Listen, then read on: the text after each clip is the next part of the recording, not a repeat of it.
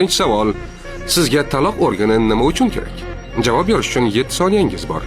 Aksincha, uning o'zidan so'ra olmaysiz, chunki uni qayerdan izlashni ham bilmaysiz. Men sizga aytaman. Mana bu yerda o'pkaning ostida, oshqozonning chap tomonida, lekin vaqt tugadi, javob berish payti keldi. U bu yerda nima qilyapti o'zi? Taloq immunitetingizni kuchaytiradi va eski qon hujayralarini yo'q qiladi. Bundan tashqari, unda kislorod tashuvchi eritrotsitlarning favqulodda zaxirasi bor. Bu chorak litr mana bunday suyuqlik degani. Sport zalda atigi 15 daqiqalik kuchli mashg'ulot va u bularning barchasini mushaklaringiz bo'g'ilib qolmasligi uchun ularga uzatadi. Suvga sho'ng'iganingizda ham xuddi shunday. Agar nafasingizni ushlab turib salqin suvga sho'ng'isangiz, hayotingizni nafaqat o'pkadagi kislorod, balki taloqdagi kislorod tashuvchilarining kuchli dozasi ham saqlab qoladi.